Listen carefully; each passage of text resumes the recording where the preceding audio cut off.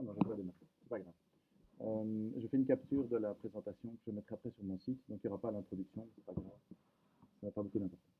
Alors, euh, le deuxième élément, ce sont les travaux que je mène actuellement avec un sociologue des mobilités, Bertrand Montulet, et qui visent à faire se rencontrer les interrogations que j'ai développées dans le cadre de mes recherches sur la médiation, en tout cas des interrogations ayant un rapport assez lointain avec ma thèse, et ces interrogations à lui dans le cadre d'une thèse qu'il a réalisée sur la mobilité physique.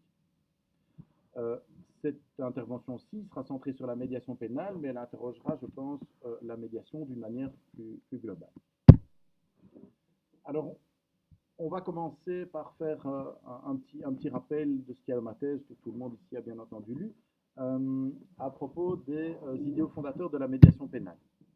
C'est une partie de ma thèse dans laquelle j'ai essayé d'identifier, pour essayer un peu de déblayer le terrain devant moi, quels étaient les principaux idéaux fondateurs de la médiation pénale telle qu'elle existe en Belgique.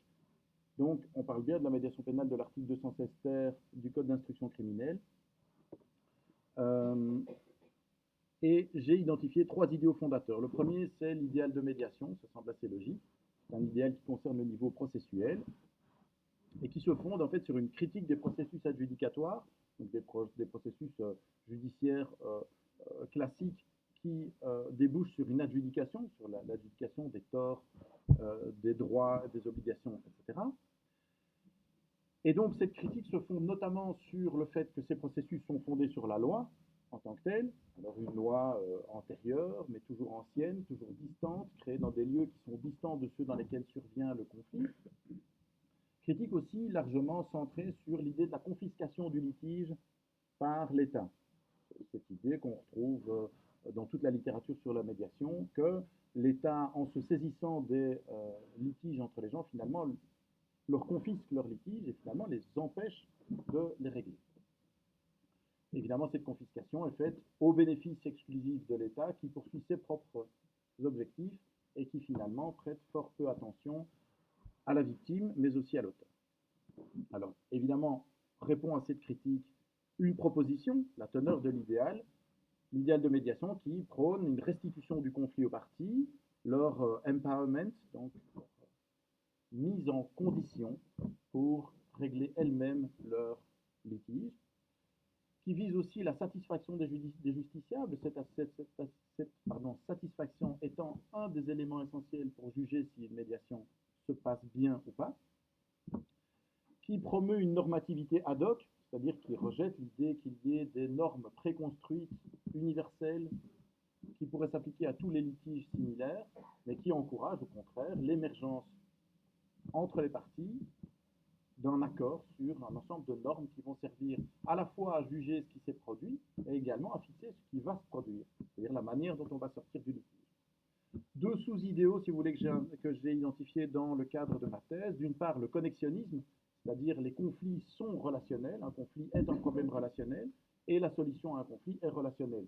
La médiation, processus communicationnel répondant à un litige, problème communicationnel. Et de l'autre côté, consensualisme, à savoir, puisqu'il faut bien à un moment donné sortir du conflit, comment est-ce qu'on va aboutir à une décision, entre guillemets, eh bien par le consensus, en tout cas dans la mesure du possible, dire qu'on parle bien d'un idéal de la médiation, pas d'une pratique, mais d'un idéal de la médiation. Dans la littérature que j'ai analysée, il est clair que une des thématiques privilégiées est le recours dans les mesures du possible, mais le plus largement possible, l'évitement du recours à l'autorité et au pouvoir pour favoriser l'idée du consensus. Deuxième idéal, l'idéal de réparation. On est bien dans une médiation pénale. Et donc, ce niveau est un niveau téléologique, c'est-à-dire le niveau des objectifs poursuivis par l'intervention de l'État. Pourquoi est-ce que l'État intervient dans le cadre du litige qui est traité par le biais de la médiation pénale? Eh bien, de nouveau, un volet critique, un volet proposition. La critique, évidemment, une critique des systèmes rétributifs et réhabilitatifs. Donc, le système rétributif qui vise à punir l'infracteur, qui est critiqué au nom de sa barbarie, notamment, de son absence de sens, de son inefficacité, le fait que finalement il ne fait qu'aggraver la situation. critiqué aussi au nom de la déconnexion par rapport aux intérêts des victimes. Les victimes ne sont pas servies par une intervention punitive. Il y a une critique aussi des systèmes réhabilitatifs, trop centrés sur l'auteur, également inefficaces, et également trop peu attentifs aux intérêts de la victime. C'est-à-dire pas des victimes potentielles un jour plus tard, mais de la victime concrète du litige en question. Alors, aux deux couples traditionnels infraction-peine et danger-mesure qui correspondent respectivement au système rétributif et au système réhabilitatif, correspond cette fois dans le système de l'idéal de réparation un couple dommage-réparation. Ce n'est plus une infraction en tant que telle qui justifie l'intervention, pas davantage un danger diagnostiqué d'une manière quelconque, c'est un dommage qui est à l'origine de l'intervention. C'est parce qu'il y a dommage qu'il faut intervenir, et on n'intervient pas en punissant, on n'intervient pas non plus en prenant une mesure réhabilitative, mais en proposant une réparation, en tout cas idéalement, dans le cadre de l'idéal de réparation. On retrouve une thématique très importante qui est la thématique de la satisfaction, cette fois-ci moins des parties que de la victime, mais l'idée est bien que la procédure est au service d'une des parties, la victime en l'occurrence. Un point encore important, c'est le point de l'analogie entre le dommage et la réparation. L'idée que, contrairement au système pénal qui punit par la privation de moyens économiques et par l'enfermement essentiellement toutes les infractions, l'idée ici est que la réparation est d'autant mieux réalisée qu'il existe une analogie entre la réparation et le dommage qui a été subi. On privilégiera donc des réparations en nature plus que sur des réparations pécuniaires. Troisième idéal, l'idéal de fluidité qui, lui, concerne le niveau organisationnel. Donc, on a eu le niveau processuel, comment est-ce qu'on procède, le niveau téléologique, quels sont les objectifs. Ici, c'est la question de l'institution. C'est propre, évidemment, aux médiations judiciaires. Et là, on va retrouver comme critique du système adjudicatoire et comme idéal pour le système, pour la médiation, la question de la rapidité, une critique du système judiciaire comme étant lent, lourd, malhabile à intervenir, avec évidemment en filigrane l'insatisfaction des parties, toute la critique du sentiment d'impunité, toute la critique de l'attente infinie des victimes qui ne voient jamais le bout de la procédure, et à côté de ça évidemment l'idée de l'efficience, c'est-à-dire d'un rapport avantageux entre les moyens alloués et les résultats obtenus, le système pénal étant un système lourd, coûteux pour des résultats finalement assez maigres. Donc évidemment, la vertu de la médiation dans ce cadre-là serait une résolution des défis organisationnels du secteur de la justice. Donc on apporte une réponse à ce défi considérable pointé depuis au moins 80 ans de la justice pénale, à savoir qu'elle n'arrive pas à remplir les objectifs qu'on lui fixe. Alors, notons bien ici que ce discours est pour l'essentiel porté par des acteurs extérieurs à la pratique de la médiation pénale. C'est-à-dire qu'en tout cas personnellement, je n'ai jamais entendu un médiateur pénal me raconter que la médiation allait régler les défis organisationnels de la justice. Moi, j'ai beaucoup lu, notamment d'intervenants politiques, qui fixaient ça comme objectif. Donc on ne peut pas dire que ça n'appartienne pas à l'ensemble des idéaux qui sous-tendent la mise en œuvre, la création et puis le maintien de la médiation pénale. En même temps, ce serait abusif de penser que tout le monde partage cet idéal. Petite nuance à ce niveau. Alors évidemment, la médiation, vue comme ça, se propose de répondre à trois défis majeurs relatifs de la justice pénale, relatifs au mode de résolution, comment procède-t-on, aux objectifs de l'intervention, pourquoi intervient-on, et aux institutions qui règlent les différends, qui va intervenir. Donc la médiation est révolutionnaire. En tout cas, discursivement, elle est révolutionnaire. En tout cas, elle est révolutionnaire du point de vue des tenants du système répressif. Pour un magistrat assis ou debout, eh bien forcément un discours comme ça, c'est un discours qui est profondément révolutionnaire puisqu'il remet en question finalement les trois piliers sur lesquels repose son intervention dans un litige. Maintenant, on pourrait se demander si ce point de vue-là, qui est le point de vue généralement adopté, c'est-à-dire que la plupart du temps on dit « Ah oui, c'est révolutionnaire, regardez, les magistrats sont tout bouleversés de voir la médiation ». Et une des preuves, par exemple, de ce caractère révolutionnaire, c'est le travail de Sisyphe des maisons de justice qui doivent constamment aller trouver les stagiaires judiciaires, leur dire « Mais vous savez, la médiation pénale, ça existe. Il existe une autre manière de voir les choses, d'autres objectifs, d'autres bénéfices organisationnels, etc. » Donc ça montre bien qu'effectivement, il y a là un point de tension, mais en même temps, on peut se demander si ce point de vue est bien le point de vue. que c'est le point de vue, en tout cas, nécessaire pour observer cette, comment dire, évaluer le caractère révolutionnaire du discours sur la médiation. L'hypothèse que j'ai donc poursuivie dans le cadre de ce travail-ci, c'est l'hypothèse que d'un point de vue plus général, la perspective change radicalement et je propose de tester l'hypothèse que l'idéologie mobilitaire peut être un analyseur des mutations actuelles de la normativité sociale. Pour l'instant, ça ne veut rien dire. C'est normal, c'est ce que je vais vous expliquer. L'idée étant que si on se décentre, on se rend compte que la médiation, à mon sens, n'est pas révolutionnaire, qu'elle est au contraire le discours qui est devenu le discours dominant aujourd'hui, et qui ne paraît révolutionnaire que parce qu'on s'intéresse à un tout petit microcosme dans lequel, vraisemblablement, ce discours a pénétré particulièrement tard. Alors, maintenant, il va falloir faire un détour par la mobilité, puisque j'avais annoncé un lien avec la mobilité, donc on va faire un petit détour spatio-temporel qui nous permet de faire un peu science-fiction, ce qui n'est pas fait. Les représentations de l'espace-temps. Donc, je vous ai exposé un ensemble de conclusions qui résultaient de mon travail doctoral. Maintenant, je vais vous parler de ce que je suis en train de faire actuellement, c'est-à-dire du cadre théorique que je suis en train de construire avec Bertrand Montulet, et qui se fonde sur le paradigme de la mobilité. De quoi s'agit-il? D'abord, il s'agit d'un travail sur les représentations de l'espace-temps. C'est-à-dire que le travail qu'on mène ne porte pas tant sur les pratiques sociales que sur la manière dont, dans nos sociétés, on construit notre relation à l'espace et au temps. Vous ne voyez toujours pas le lien, c'est normal, ne vous inquiétez pas. Quand on parle d'espace et de temps, de quoi parle-t-on?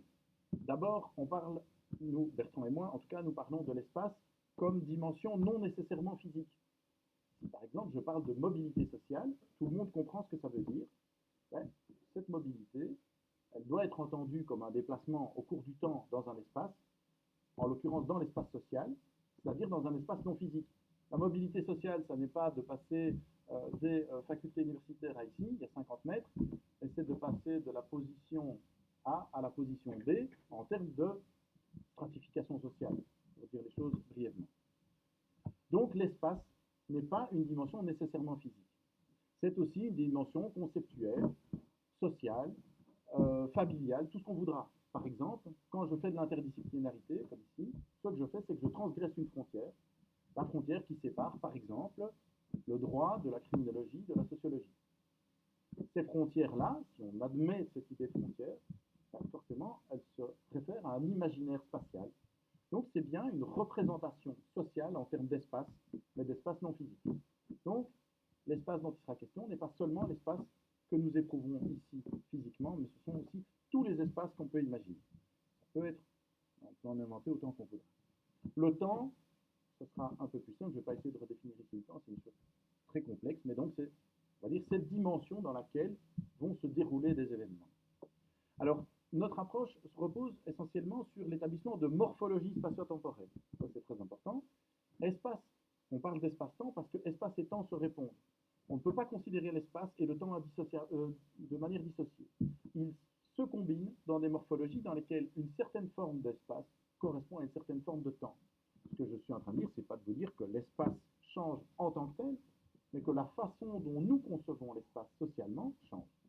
Et que quand nous modifions notre appréhension d'espace, nécessairement doit intervenir une modification de notre appréhension du temps, et inversement. Ça va devenir plus clair après, je sais que je ne vous dis que ça, mais bon. L'hypothèse que nous défendons, c'est le passage d'une forme limite à une forme flux, c'est-à-dire d'une morphologie spatio-temporelle à une autre. Dire. Qu'est-ce que c'est donc cette forme limite?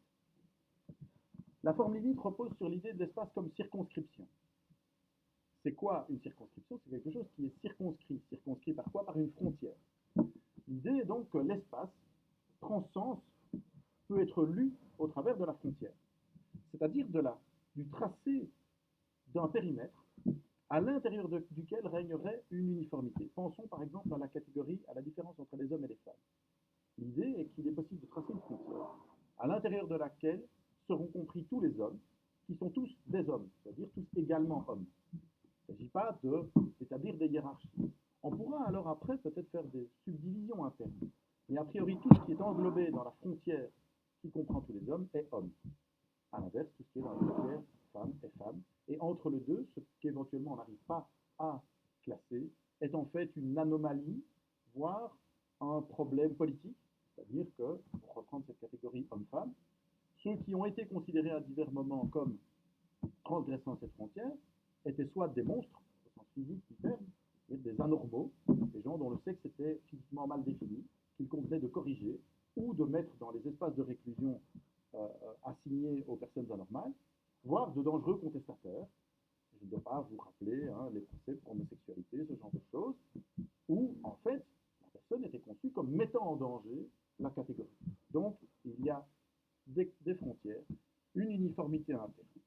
Et puis se développe dans ce cadre-là un jeu de limites horizontales et verticales. Si on songe par exemple à la hiérarchie des normes, qu'on connaît tous, eh bien on a une pyramide juridique, la Constitution, les actes législatifs, les actes exécutifs, etc.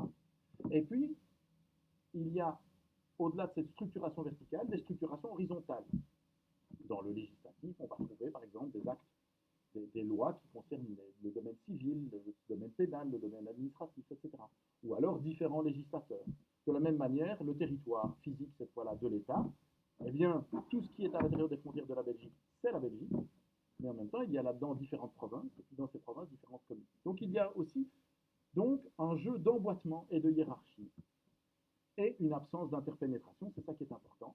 On est en Belgique ou en France, on n'est pas à la fois en Belgique et en France. Le temps qui correspond à ça est un temps qui est fait de stase et de rupture. Si vous voulez tracer une frontière, il faut que cette frontière puisse se maintenir. Vous avez donc besoin d'une stabilité temporelle.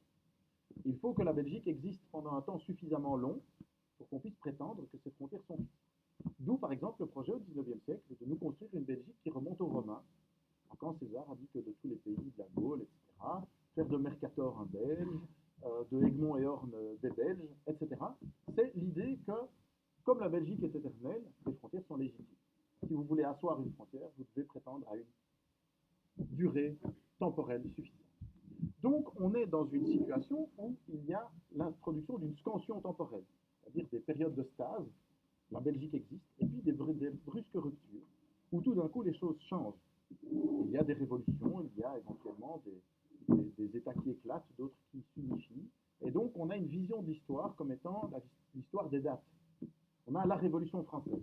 Ça y est, l'avènement de la modernité politique. Tout d'un coup, plus rien n'est comme avant. Maintenant, si vous regardez dans les faits, par exemple du point de vue du droit pénal, vous voyez que les codifications dans l'Ancien Régime antérieur à la Révolution française sont déjà des codifications modernes qui prennent déjà largement en compte les théories des Lumières. Et vous voyez que quand l'Empire se restaure, ressurgit un droit pénal qui est, par bien des aspects, un droit pénal d'Ancien Régime, avec notamment la réintroduction de châtiments corporels et ce genre de choses. Mais le regard qui est porté sur le temps est un regard qui cherche la période de fracture et qui divise en aires. Et c'est pour ça que cette vision du monde, cette morphologie spatio-temporelle, combine des aires et des aires. Les Français m'aident beaucoup à faire un joli jeu de mots. C'est-à-dire des aires géographiques, spatiales, et des aires temporelles. Alternance de stase et de rupture, c'est la forme liquide. S'oppose à ça, enfin nous opposons à cela, ce que nous appelons la forme flux, qui elle part du temps et non de l'espace. Je m'explique. Le temps est vu là non plus comme une alternance de stase et de rupture, mais comme un flux. C'est l'autre façon traditionnelle de concevoir le temps, qui s'inquiète du temps comme érosion permanente, lente ou rapide, mais permanente. Il y a une absence de rupture claire, tout est toujours dans tout. Le présent a toujours été annoncé et le passé survit toujours dans le présent, le futur est déjà là mais pas encore, etc. C'est toute cette nouvelle histoire, par exemple, si on prend cette question de l'histoire des dates, c'est toute cette nouvelle histoire qui tend à examiner les périodes d'articulation pour à chaque fois montrer qu'en fait elles ne sont pas des articulations mais des interpénétrations. Que la modernité en fait se met très lentement en place. Et que déjà au Moyen-Âge dans les villes, on voit les signes de la modernité qui arrivent. Et qu'encore au XXe siècle, on se rend compte qu'il existe de nombreuses survivances de l'Ancien Régime, par exemple dans le droit pénal. Faut-il rappeler quand même que la peine de mort est longtemps restée le dernier châtiment corporel, et on pourrait parfois se demander s'il n'apparaît pas de nouveau. Alors, ce temps comme flux, par exemple, d'un point de vue judiciaire, c'est cette vision de la trajectoire au sein du système pénal comme étant une trajectoire individuelle que l'on infléchit, un parcours dans un système, et non plus l'idée du chemin de croix. C'est quoi ce chemin de croix? C'est cette procédure qui est une série d'étapes. Il y a la police, qui est clairement articulée au ministère public, qui est clairement articulée à la magistrature assise, etc. Toutes les étapes se succèdent de manière extrêmement claire et nécessairement successive, avec une ligne du temps parfaitement tracée. Et le prévenu, puis condamné, fait toutes les étapes du chemin de croix et passe par chacune de ces étapes. Aujourd'hui, quand on regarde la manière dont, dans les discours sur la justice, sont conçues ces questions procédurales, on se rend compte que de plus en plus, on parle d'une part de flux, quand on est au niveau global, et quand on est au niveau individuel, de trajectoire. De trajectoire, bien au sens de milliers de trajectoires individuelles et toutes différentes, qui ne passent pas par les mêmes étapes, et qu'il s'agit d'infléchir, voire de faire tourner en rond entre des institutions à l'infini. Je renvoie là aux travaux notamment de Luc Van Campenhout sur la politique de la patate chaude, à savoir le renvoi incessant des individus problématiques d'une institution à l'autre. À ce temps comme flux correspond un espace comme continuum. Qu'est-ce qui se passe si le temps est un flux et une érosion permanente? Eh bien, la frontière devient impossible. Bien entendu, puisqu'il n'est pas possible de figer une situation suffisamment longtemps pour qu'on puisse considérer que les frontières sont stables. Sans stabilité, pas de frontière. À quoi ça sert de tracer une frontière si demain elle a changé? L'idée, c'est un espace donc vu comme une continuité, fait d'interpénétration, de ponctuation, c'est-à-dire que l'espace n'est pas non structuré, mais il n'est plus structuré par des frontières, mais par des pôles d'attraction. Un bon exemple de ça d'un point de vue physique, c'est la notion d'interland. Quand vous regardez comment on pense aujourd'hui la géographie, vous verrez qu'on pense énormément la géographie en termes de pôle d'attraction. Par exemple, toute une militance régionaliste bruxelloise se centre non plus sur l'idée qu'il y a des frontières et qu'il faut accroître les dimensions de la région Bruxelles-Capitale enfermée dans ces 19 communes, mais dit en fait finalement ces frontières on s'en fout, parce que Bruxelles ça n'est pas ces frontières. Bruxelles c'est un ensemble de relations par rapport à un phénomène urbain qui s'appelle Bruxelles et dont les limites sont floues et qui font que d'un point de vue culturel, on a des dimensions très largement supérieures. D'un point de vue économique, sans doute encore supérieures. Si on regarde les flux de population, si on regarde les communications téléphoniques, si on regarde, etc., etc.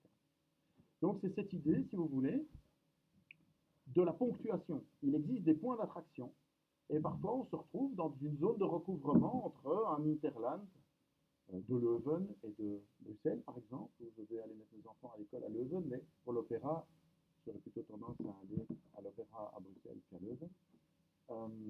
Ce genre de choses. L'exemple du point de vue de la justice pénale, c'est la confusion des pouvoirs. C'est le fait que finalement, si on regarde les institutions qui interviennent en matière pénale, on se rend compte que elles exercent, on n'est plus dans une situation de séparation des pouvoirs. La police va dresser un PV simplifié. Ça ou un classement sans suite, moi je ne vois pas bien la différence. Le magistrat du ministère public va classer sans suite. Il est dit dans le code d'instruction criminelle qu'il est le premier juge de l'affaire. Ah tiens, il est donc un juge. C'est intéressant. Le magistrat lui-même va prononcer une peine, mais cette peine est elle-même renégociable, finalement, puisque le tribunal d'application des peines est là aussi pour juger de l'aspect qu'elle prendra définitivement. Et donc on est dans un système, si vous voulez, où tous ces pouvoirs s'interpénètrent. Et donc on n'est plus dans une séparation des pouvoirs, où on passe d'un type d'intervention à un autre, mais dans une sorte de continuum. Et ça, pour moi, c'est quelque chose qui est spatial. C'est-à-dire que les zones de pouvoir, les zones de compétences, sont autrefois pensées comme parfaitement étanches et aujourd'hui conçues comme des interpénétrations. Et il suffit de voir le travail, par exemple, en maison de justice, à quel point il repose sur des collaborations entre diverses institutions de la justice et hors de la justice, parce qu'il y a toutes les associations qui gravitent autour, etc., avec des partages de responsabilités parfois très variables d'un arrondissement à l'autre, pour se rendre compte qu'on n'est plus dans une idée, nous avons des compétences parfaitement distinctes et des frontières bien claires. Évidemment, l'idée qu'il y a derrière ça, c'est l'idée du réseau. Alors, quel rapport avec la mobilité? Si la mobilité est bien un déplacement au cours du temps dans un espace, si on modifie la conception de l'espace-temps, on modifie la conception de la mobilité. C'est logique. Dans le cadre de la forme limite, la mobilité, c'est quoi? C'est un franchissement. Donc, par exemple, me déplacer, c'est aller de la Belgique à la France, et ça se marque comment? Par le passage de la douane. Donc, si vous passez de la Belgique à la France, vous verrez bien, il n'y a plus de douane. Et donc, c'est sans doute pas ça qui fait le voyage. C'est plus le franchissement de la frontière.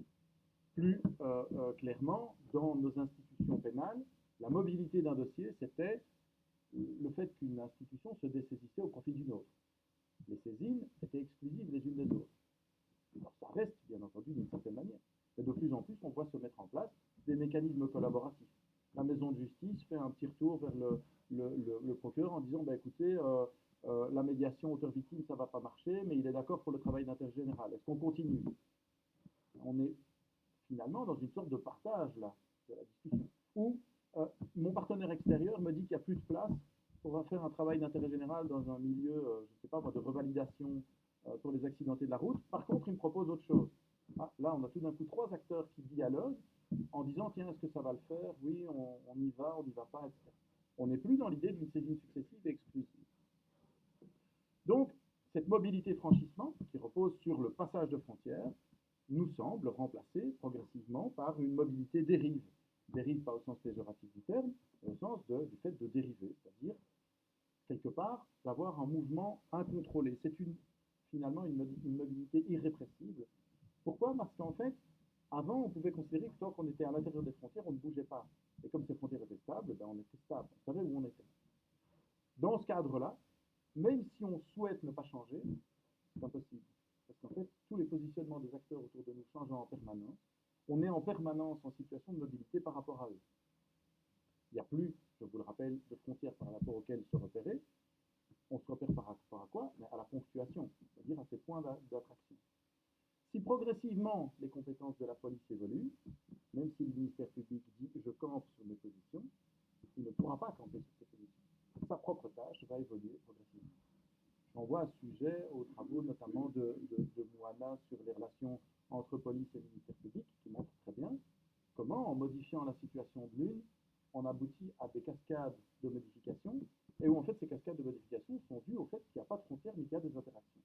C'est-à-dire des transgressions permanentes de ce qui fut autrefois une frontière. La mobilité est irrépressible, elle est aussi première. C'est-à-dire qu'on n'est pas d'abord immobile et puis on choisit de se mettre en mouvement et de traverser de changer la frontière. La mobilité, elle est là au départ.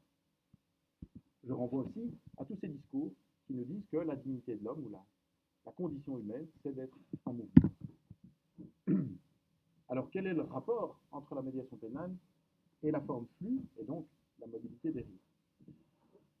Mais il me semble que la médiation repose sur un rejet des frontières aussi. C'est-à-dire que ce qu'elle conteste, c'est notamment les frontières établies par la légalité. L'idée, par exemple, que les torts soient préétablis longtemps à l'avance et soient immuables. Il est interdit de faire ça. Donc, c'est comme ça, en quelque sorte. Par exemple, dans un litige entre conjoints, le fait que la femme ait embêté son mari avant de se faire taper dessus est sans objet du point de vue de la loi pénale. Ça n'a pas d'intérêt parce qu'on a le droit d'embêter son mari, on n'a pas le droit de frapper sa femme, c'est comme ça. Dans le cadre de la médiation, les choses deviennent plus poreuses, et en tout cas, la parole du mari embêté peut émerger et peut être prise en compte dans quelque chose qui est de l'ordre d'une lecture, en tout cas d'une tentative de lecture commune, de la problématique qui se pose aux parties. Donc, ce qui apparaît, qui est la volonté de la loi, à savoir établir des limites extrêmement claires et immuables et préétablies, finalement devient quelque chose de beaucoup plus relatif. On pourrait dire la même chose des compétences. La médiation pénale repose notamment sur une renégociation permanente des relations entre le parquet et la maison de justice, notamment, mais aussi entre la maison de justice et des acteurs extérieurs, dont l'intervention est nécessaire. Pas de formation, pas de possibilité de travail d'intérêt général dans des ASBL, pas de fonctionnement de la maison de justice du point de vue de ces procédures. Du point de vue des rôles, c'est particulièrement flagrant. La stricte séparation entre auteur et victime, un des objectifs du processus judiciaire étant justement de consacrer définitivement cette répartition auteur-victime, cette catégorie-là, cette séparation-là est fortement remise en question par la médiation, au moins dans les discours. Dans les pratiques, c'est plus complexe, mais en tout cas, moi, pour ce que j'ai pu observer dans le cadre aussi de ma thèse, je trouvais ça très flagrant de voir à quel point les comportements pouvaient être symétriques et finalement à quel point cette séparation stricte était en tout cas largement remise en question. De la même manière, la question de l'innocence et de la culpabilité. Tracer la limite entre ce qui a été commis et ce qui n'a pas été commis est une des tâches fondamentales du magistrat. Ce n'est pas du tout le cas dans le cadre de la médiation, où on va s'entendre sur ses responsabilités, sur une lecture du conflit, ce qui est évidemment très différent de l'établissement de l'ensemble des éléments constitutifs d'une infraction. Ça donc, rejet des frontières, on se retrouve évidemment très fort dans un espace de type forme flux, beaucoup plus que de type forme limite, même si, de nouveau, toute une série de tensions qui habitent la médiation viennent du fait qu'il y a régulièrement des conflits. Quand le procureur du roi envoie en médiation, lui, il a l'idée de qui est l'auteur et qui est la victime. Et dans beaucoup de cas, ça lui pose problème si on relativise trop cette répartition auteur-victime. Donc, le médiateur sera notamment cette personne qui sera prise entre le marteau et l'enclume, entre quelque part une procédure qui repose sur un idéal de relativisation de toutes ces catégorisations et de toutes ces frontières, et une institution qui continue d'y tenir beaucoup. La temporalité de la médiation, à mon sens, tient de la temporalité du cheminement. Il n'y a pas de phase claire dans la médiation.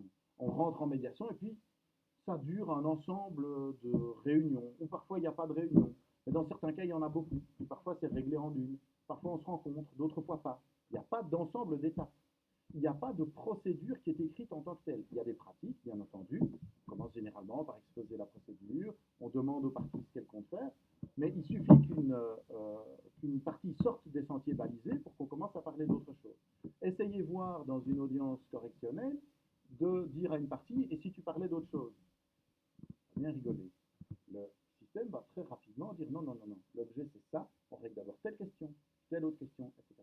C'est particulièrement flagrant dans le procès d'assises qui sépare la culpabilité de la détermination de la peine, mais c'est quelque chose qui habite l'ensemble de la procédure judiciaire. Et là-dedans, la médiation est cette sorte de processus indéfini dans lequel des choses se produisent, pas toujours les mêmes, dans des ordres parfois dispersés, parfois très lentement, parfois très rapidement.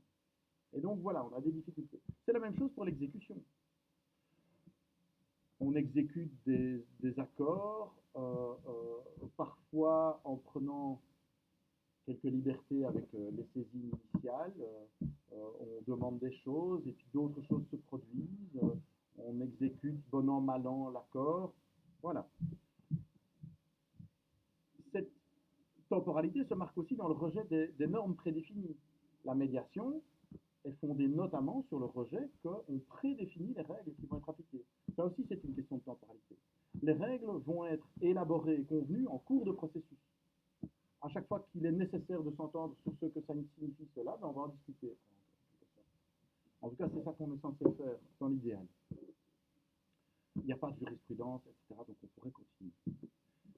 Qu'est-ce qui se passe? Il me semble que la médiation est fortement marquée par l'idée d'une mobilité des rives, c'est-à-dire l'idée d'une inflexion de la trajectoire des parties, beaucoup plus que par l'imaginaire de reconduire les gens aux frontières. Il ne s'agit pas d'assigner l'auteur à sa place d'auteur et la victime à sa place de victime. Il ne s'agit pas de retracer symboliquement et concrètement la limite entre l'interdit et le permis. Il s'agit d'aider les parties à gérer quelque chose pour non seulement prendre en compte le passé, mais aussi l'avenir, et donc d'infléchir une trajectoire. Chaque trajectoire étant éminemment individuelle. Et donc, il n'est pas question de frontières, il est question d'aménagement, d'évolution, voilà, d'inflexion.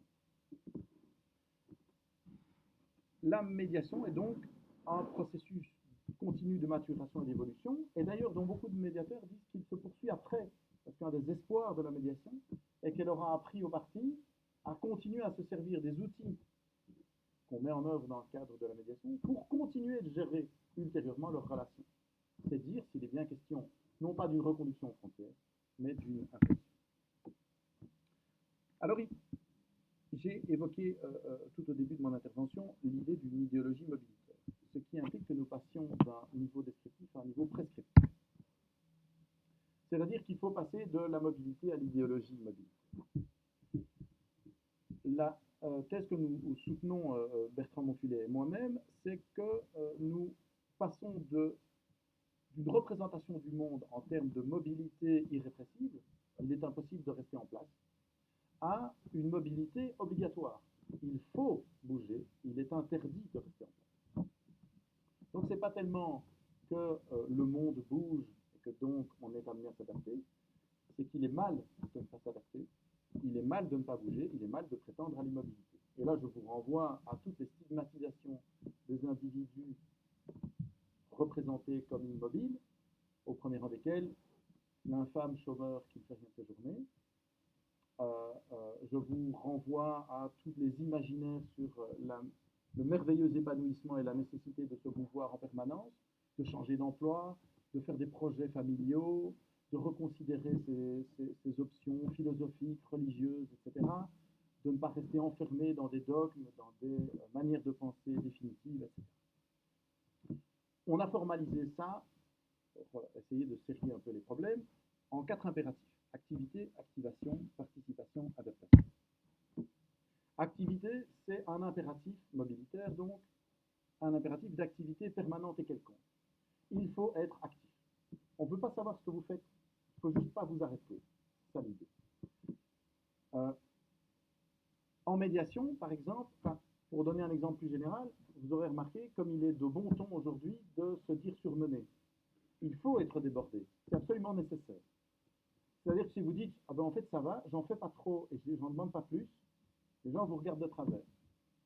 Si vous dites, oh, je n'en peux plus, je suis au bord du burn-out en permanence, ah, vous êtes un individu conforme. C'est la même chose au point de vue institutionnel. Si vous dites, je sais pas, ma maison de justice gère bien l'affaire, ça va, on n'a pas trop, mais on ne va pas s'en plaindre parce que ça nous permet de travailler à notre aise et de faire du bon boulot. Vous dites quoi? Vous n'êtes pas en surcharge, ça c'est scandaleux. Donc, tout le monde doit en permanence être au maximum de ses possibilités. Alors, c'est très présent dans la médiation, à mon sens. En médiation, d'abord, rien ne se passe que du fait de l'activité des acteurs en présence. Ce n'est pas un magistrat qui écoute vaguement les gens et puis qui prend sa décision. Ben ça, tout le mécanisme ne fonctionnera que si l'ensemble des parties poussent. Sinon, ça ne fonctionne pas. La médiation est aussi vue, présentée comme une manière d'accroître les capacités de traitement du système judiciaire. Ça se prend en place dans un cadre plus large qui est celui d'une managérialisation de la justice et notamment du travail des médiateurs. À cet égard, il est intéressant de voir à quel point on est attentif à la question de la charge de travail. La charge de travail, c'est bien de maintenir une activité maximale en permanence et notamment de traquer toutes les inoccupations interstitielles. Tu as 2 minutes entre ce dossier-là et ce dossier-là. Qu'est-ce que tu trouves? Allez, tu trouves quelque chose à faire. C'est un peu ça l'idée. La légitimité de cette intervention repose sur l'idée que l'activité est nécessaire, qu'elle est un impératif. Par ailleurs, je ne dois pas faire un dessin pour expliquer que la justice réparatrice ou restauratrice est largement fondée sur l'idée d'une activation du justiciable. C'est l'infracteur qui, par son activité, va permettre à la mesure de se produire. Il ne s'agit pas de rentrer dans une cellule, d'attendre 5 ans et puis de ressortir de sa cellule, c'est pas ça la question. La question, c'est être actif. Si le gars dit, ah, mais je n'ai pas du tout envie de me bouger, hein, je ne vais rien faire, on n'a pas d'autre solution que de le faire sortir du système. Donc la médiation, me semble-t-il, est fortement marquée par l'impératif d'activité. L'activation. L'activation, c'est l'obligation d'être au principe de son propre mouvement. Il ne s'agit pas seulement de bouger, il faut bouger par soi-même. L'idée est que, contrairement à l'ouvrier à la chaîne, à qui on disait tu visses ce boulon, et qu'il vissait ce boulon, et si le lendemain l'ingénieur lui disait non, tu visses trop fort, il faut visser moins fort, il vissait moins fort, l'idée ici est que l'individu, l'entité, l'institution doit gérer sa propre activité, et notamment se mettre en mouvement d'elle-même. C'est l'idée de l'autonomie, de l'initiative, de la proactivité, très à la mode. Dans la médiation, par exemple, il y a une très forte attente, en tout cas celui qu'on décrit comme le client idéal de la médiation. Dans la pratique, ce n'est pas toujours le cas, parce que le client qui en veut trop, parfois il est fort embêtant, parce qu'il en veut tellement que l'institution est bien en peine de répondre à cette sollicitation, mais ça c'est une autre question. Dans les descriptions idéales, le client, comme on dit, idéal, est celui qui s'implique, qui n'attend pas qu'on lui fasse des propositions, qui, de son initiative, demande des choses. Le médiateur lui-même, d'ailleurs, est dans cette position-là. Ce n'est pas un faiseur, il ne fait pas pour les autres. Il est juste un facilitateur. Qu'est-ce qu'il va faciliter? L'activation des justiciables eux-mêmes. Les solutions réparatrices, dans leur mise en œuvre, ressortissent souvent à l'activation des individus. Vous avez envie de faire quoi? Qu'est-ce que vous savez faire? Quel serait votre projet? Qu'est-ce que vous pourriez faire de vos journées? Et quand il est sur le terrain, le but n'est pas de se mettre dans un coin et d'attendre que le temps passe. Si la mesure réparatrice se passe bien, l'individu s'y intègre. Il prend une part active de son propre chef. Notons que les maisons de justice elles-mêmes sont en activation permanente, puisqu'elles sont en permanence en train de se mettre en mouvement, d'aller chercher des dossiers, etc. Une institution avant, ça fonctionnait comment? Ça attendait. S'il n'y a pas de dossier qui rentre, finalement, ce n'est pas un problème. Nous, on est là, on nous a dit de traiter les dossiers qui rentrent. Il n'y a pas de dossier qui rentre. Allez demander au-dessus qu'on nous envoie des dossiers si vous voulez que nous travaillions. Ici, on est dans un système où, pour justifier son existence, donc pour se légitimer, la maison de justice doit faire preuve de sa capacité d'activation, donc doit aller au charbon. Participation, alors là, évidemment, ça c'est un des leitmotifs de notre époque, c'est l'implication dans des projets temporaires et collectifs. Il faut s'impliquer, il faut participer. On ne s'incorpore pas mécaniquement à une machine, on participe à un projet. Et la médiation, évidemment, repose sur une forte logique de partenariat entre les parties, ce que j'opposerais en faisant un néologisme à un adversariat judiciaire, c'est-à-dire qu'on retrouve cette thématique des parties qui, au départ, sont en conflit, mais qui, pour sortir victorieuses, entre guillemets, de leur conflit dans le cadre de la médiation, doivent devenir des partenaires. Donc elles doivent participer, toutes les deux, à la résolution de leur conflit. La victime ne peut pas attendre comme ça sur le bord de la route en disant on verra bien ce qui tombe du ciel, de la même manière que l'auteur ne peut pas dire écoutez, décidez combien je dois payer, je payerai. C'est pas ça qu'on attend des parties. La participation est d'ailleurs un impératif, au sens où rien ne se décide sans les parties, et d'une manière plus globale, procéduralement, la médiation est intégrée dans une co-construction participative du parcours d'un dossier. C'est bien une collaboration entre divers intervenants qui permet de gérer le dossier entre le parquet, la maison de justice et très régulièrement des intervenants extérieurs, à tout le moins. Parfois même des membres de la communauté, comme ce sera l'époux ou l'épouse qui accompagne à la médiation, le traducteur, la personne membre d'une association de défense des femmes qui viendra accompagner dans le processus et donc aider à ce que ça se passe bien. On est là donc dans un processus participatif, une co-construction. Retirons un des acteurs et tout ce bloc. Il y a par ailleurs, d'une manière plus globale, une récurrence de la thématique de la participation de la communauté dans le cadre des discours sur la médiation. Dernier impératif, l'adaptation. Si vous devez être actif, si vous devez vous activer, si cette activation doit prendre la forme de participation des projets, vous devez être capable d'adaptation. C'est-à-dire finalement de répondre aux exigences de votre environnement. On ne participe pas en projet en disant bon, écoutez, si quelqu'un a besoin de moi, je suis là, je ferme la porte de mon bureau, je viendrai frapper s'il faut. On arrive à participer en proposant des choses et en adaptant les propositions, bien entendu, au contexte. Dans ce cadre-là, évidemment, le mot d'ordre de flexibilité doit résonner à l'oreille de plus d'un. C'est quand même un des impératifs majeurs actuellement. Évidemment, la médiation est un processus d'adaptation, et notamment un processus d'adaptation du registre normatif. On n'est pas dans l'application mécanique d'une norme préexistante, on est bien dans un certain angle d'ouverture normative, dans l'adaptation au cas par cas des normes. Qu'est-ce qui va dédommager cette vieille dame pour l'arrachage de son sac? Est-ce que des excuses écrites suffiront? Est-ce que, éventuellement, un cadeau de la part de l'infracteur suffira? Ou est-ce qu'il faut de l'argent?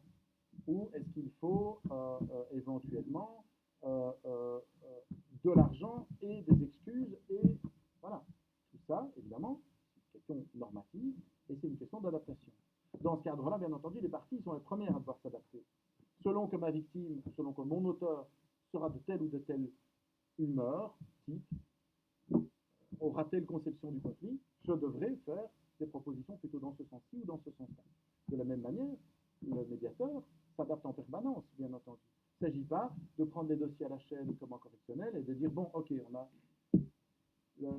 réglé le premier arrachage de sac au suivant, et on les règle tous de la même manière. C'est pas ça le boulot du médiateur, en tout cas je pense pas. De la même manière, vraisemblablement, les parties s'adapteront aussi à leur médiateur, qui va parler peut-être d'une certaine manière, demander certaines choses et pas d'autres. Donc, on est bien dans, à mon sens, une médiation pénale qui s'adapte, enfin qui correspond aux 4 impératifs de l'idéal idéologie mobilitaire. Donc, la médiation pénale, personnellement, je la verrais comme un processus mobilitaire. C'est-à-dire alors comme un processus qui n'est pas du tout un processus révolutionnaire, qui est au contraire une des déclinaisons d'un discours qui est extraordinairement répandu, qui touche une infinité de domaines, et dans lesquels, en fait, cette conception de l'espace-temps et de la mobilité, forme-flux, mobilité-dérive, ces impératifs, activité, activation, participation, adaptation, sont omniprésents. Pensons au management, mais pensons à la famille, par exemple. Pensons à la façon dont aujourd'hui on conçoit la famille non plus comme un invariant finalement, comme une question générationnelle et comme un donné aux individus qui naissent ou qui ont conclu leur entrée dans une famille, mais comme un ensemble de projets familiaux, sentimentaux. Pensons évidemment au monde de l'emploi, à ce que sont les impératifs qui sont émis à l'égard non seulement des travailleurs, mais aussi des sans-emploi, pour nous rendre compte que finalement, la médiation là-dedans n'est qu'une des déclinaisons de cette idéologie. Et donc, elle prend place dans un cadre bien plus large. Et la médiation, alors, si elle est un avatar d'un discours dominant, est-ce que c'est une bonne nouvelle? La question peut se poser. Alors, le côté optimiste tendra à dire, mais en fait, la médiation, dans son discours en tout cas, correspond remarquablement bien à l'idéologie dominante actuellement. C'est-à-dire que finalement, les catégories mentales, on va dire, sont présentes pour qu'elles soient considérées comme envisageables. Vous auriez parlé de médiation en pleine époque classique à la fin du XIXe siècle, on vous aurait ri au nez. On vous aurait dit, mais quel est ce délire complet d'aller demander leur avis aux partis? Les partis ne sont pas compétents. Qu'est-ce que c'est que cette histoire? Donc aujourd'hui, je pense que les catégories mentales sont prêtes pour que le discours puisse être tenu. Alors pour la pratique, ça, on pourra en parler longuement, mais elle n'est qu'une tonalité parmi d'autres. Et ça, c'est le côté négatif. C'est-à-dire que ce discours dominant mobilitaire peut s'incarner de bien d'autres manières. Et une des manières, à mon sens, de voir s'incarner ce discours, c'est le managérialisme.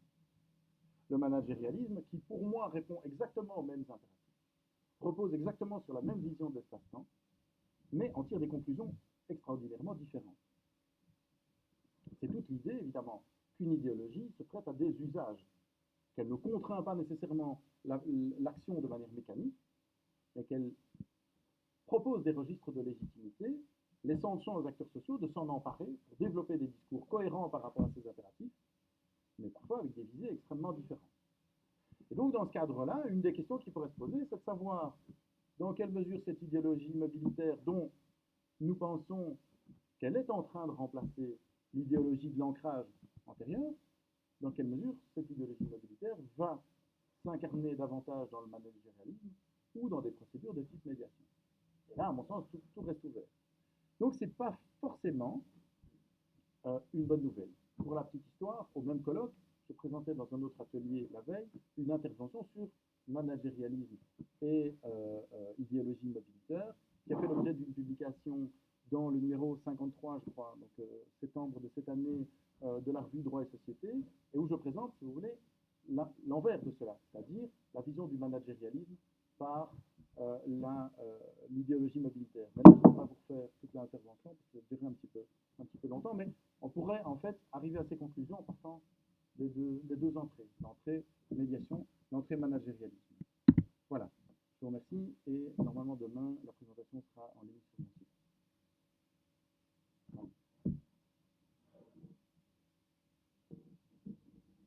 Oui, il y a